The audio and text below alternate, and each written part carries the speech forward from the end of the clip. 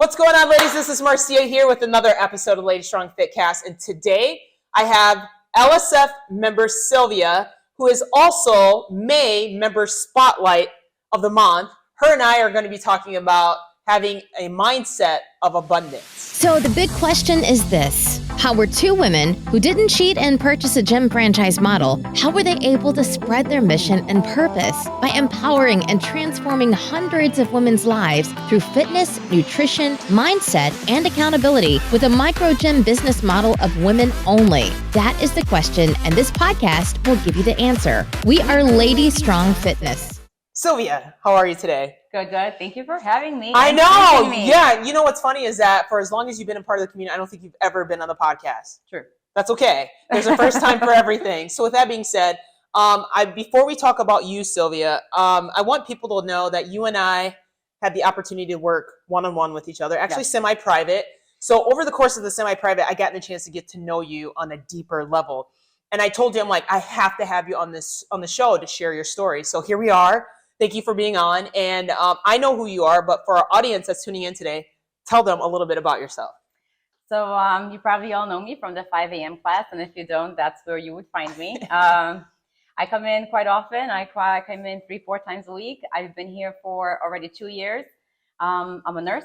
I'm a mom of 2 girls. And I'm crazy busy in my life. Yeah. So with that being said, there's also some things I want you to share with the audience. We'll talk about that here shortly. But the reason why I wanted to bring you on the show today is your story is super inspiring. Mm-hmm. Just hearing your upbringing and you coming to a whole new country, didn't speak any English. People need to hear this because everybody hears all the good things, but there's a lot of things that led up to that. So share with them, when did you come to the US and kind of go from there? Yeah. So I was born and raised in Poland, obviously. And then I am out of a family of three children, and my youngest sister is actually handicapped. And when I was about 8, my mom actually came to the US with my sister for treatment as we exhausted all the treatment options overseas. And then she was already divorced from my father. So she was a single mom of 3. And then we couldn't come with her. So we were actually adopted for about 9 months. I didn't know that. Yeah. Okay. I was adopted through a family member. Wow. So during that time, I was in 8th grade, already by then. And then my brother and I, we had to change the entire school, go to a different town, literally at the end of the elementary school. So it was super tough. Sure. I was an outcast. I was outsider. Yeah. It was actually competing cities against each other in soccer. So we always had we were black sheep in the classroom. Yeah. So it was kind of hard. And then when my mom came back, she decided that you know what, there was so much better life and so much more opportunities here. Yeah. She met somebody who helped her actually get all of us over here, and we Sure. came over. So I came here right after finishing 8th grade, and over the 3 months that I was here, I went to high school. And then the high school was, I want to say, in a ghetto, and it really was. It was Chicago Public Schools. I was a Prosser Career Academy. I know many of you are from Foreman and Simon, so we all kind of rolled together. And it was tough. I did not speak any English. I didn't have any friends. I couldn't go out anywhere. I didn't know anyone. I was teased. I was bullied. I was almost cut with razors in the locker room. Yep. It was a total cultural shock. And then it literally took me 8 hours every single day to translate my homework with a dictionary, just so I know what is required of me. Mm-hmm. But we came here with the mindset that we have to do better for ourselves. Mm-hmm. So to me, there was no other thing to do. You're just going to have to do what you're going to have to do, and let's go. So after just 1 year, I was literate in English. And then after 4 years of finishing high school, which, by the way, I didn't learn anything in high school other than just English, really. Sure. Because the educational system is so behind. Yeah. So it was super easy. I was a straight A student. And then I placed college level. I actually got accepted to USC for pre-med. And then I didn't actually go because we couldn't afford it. Oh, wow. So I fell back into nursing, which was a great choice, what it seems like. But that's my story. How do you correlate that to fitness? Because like you said, you literally had to translate your homework assignments by looking and reading from the dictionary. When people come here, regardless if they're whatever stage they are in their fitness journey, a beginner, you can get defeated. and that mindset that you have, how did you keep going? Like, Yeah. please share with them, like, give them some tips of how are you able to keep going from not only a mental perspective when it comes to your personal life, but also from a fitness perspective. Yeah. So I think like throughout my whole life, I was never like a skinny girl. Like I never was. And it was like always something in the back of my mind. Like, how do I look leaner? How am I skinnier? And then over the years, I've tried multiple things. Like I've had a gym membership for 15 years and I went twice. Oh my God. Like I kid you not. Like I've never went. I did not understand what it means to have endorphins and want to go to the gym. Like, are you kidding me? Like, I don't want to move out of the couch. Like, go to the gym now. So I think eventually, like, I had to do a lot of growing up, like personal growing up. And it comes to a point in my life, and that's what I've done. I've done so many things, right? Came to the US, learned English, went to college, got the career, got married, got the house, moved out of state, came back. My husband is military, so we traveled a little bit, lived overseas, actually, in a different state in North Carolina. Sure. We lived there a little bit. Came back, got the house, got a better house. Then, by the way, it is gorgeous, to say the least. Thank you. So we got like our dream home. You know, I struggled with infertility, and it took me 5 years of a lot of infertility treatment and a lot of disappointments, a lot of ups and downs, a lot of money, and failed trials, and then 2 miracle babies. And, you know, at the end of it all, I just like, I almost have everything. Like I'm in my midlife. I'm, 38. I'll be 39 this year, actually. And it's like, what is it that I am not still happy about? What brings you your peace? Now, this is beyond just the money. This is beyond your school, your career, like deep inside in your soul. Yeah. What is it that makes you happy? Sure. And I think to me, it was just make sure that I like myself. And that's when I started to go to the gym. And I figured, I've had my one daughter. I ate whatever the hell I wanted. I gave into all the cravings. I was 200 and almost 40 pounds going into delivery. Wow. Yes, ma'am.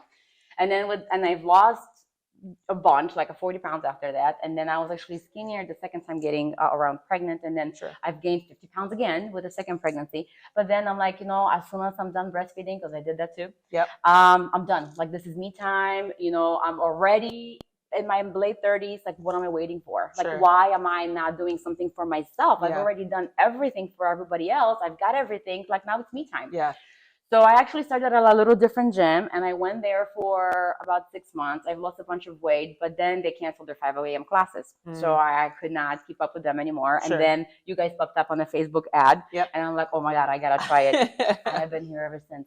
You guys, it's actually real. Like, if you keep up with it, if you trust the process, if you actually believe it, you will get there. I think it's very frustrating for all of us. It is always a journey. It is up and down. Yes, I've been there, than that. Even now, I gain 10 pounds, I lose 15 pounds. It doesn't matter. But if you just stick to it long term, it really works. Yeah, I want to talk about something for a minute. You showed me something on your phone, and you're like, "Oh my God, this came up on my photo album," and I want to show you. It was your progress from your first strength class that you ever did, and the amount of weight that you were lifting then in comparison till today. It's like night and day. Yeah. Let's talk about that. Like, what do you contribute that to? So that's another thing I've learned a bunch of just being here. Nutrition is obviously huge, but I haven't tried. I haven't tried to be stronger. It really wasn't my goal. My entire goal was just to kind of like myself and look fit. Yeah. And from actually, I'm heavier than I am, like maybe 10 pounds than I was 2 years ago, but I was like skinny, not skinnier, but not very much stronger. So now I'm bigger, but I'm a whole lot stronger. Oh my God, she's a beast. She's not giving herself enough credit. Literally, girl, you are strong. Thank you. She's the epitome of Lady Strong. Let's just say that. But yes, I do have to admit, I'm kind of throwing her under the bus here. Even though your attendance is not always on time, you still manage to make it to class, and that's all that matters. And I appreciate that about you, is your consistency. Thank you. Yes. So everyone who knows me knows that I'm here like at least within the 5-minute window. So like I barely make it to the class.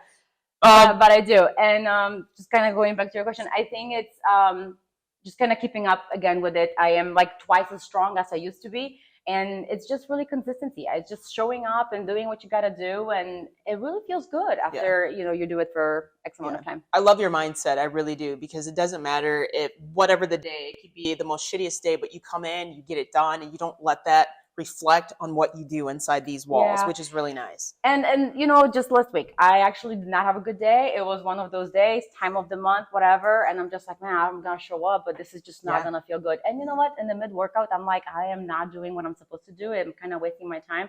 So I took my time to the recovery room. I like that. I actually took the 20 minutes, even more. And I just sat there and it was so good. And it felt good. The next day, I was obese again. Yeah. So, you know, you just one bad day. Yeah, I love that. So I like to end each episode, Sylwia, with asking give advice to either a non-member or a member of regardless of where they're at in their journey. Like, what would that advice be that you may have for a member or a non-member? Any advice? I think you need to stop thinking about the entire gym as I need to do this in order to get something. I think you need to start thinking about what is it in it for me. I like that. For me as a piece, because if you find a deeper meaning and reason to what it means to you, you're able to stick to it. If it's just the purpose of I want to lose 15 pounds, you're only going to do that and you're going to gain it. So this is like really nothing to you.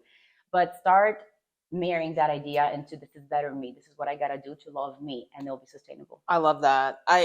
Your story is a testament to just you as a whole, coming to a whole nother country, not speaking English, marrying the love of your life. I don't know about that. I'm kidding. She's all right. We'll edit that part out. Two miracle babies, your dream home. I mean, and now putting yourself first. I mean, that is a true mindset of abundance. And I'm glad that you shared your story. And I'm hoping that if it at least touched one person, that means you and I did our job. Awesome. So I appreciate you coming on today. Thank you, ladies, so much for attending another episode of LadyStrong Fitcast. Have an amazing day, and we'll catch you on the next episode. Take care, guys. Bye. Thanks for joining us today. If you like this episode, subscribe to our YouTube channel or find our podcast on iTunes, Google Play, Spotify, or whatever your favorite place is to listen to podcasts. And if you really liked this episode, please leave a review for us on iTunes. Thanks, and we'll see you next week.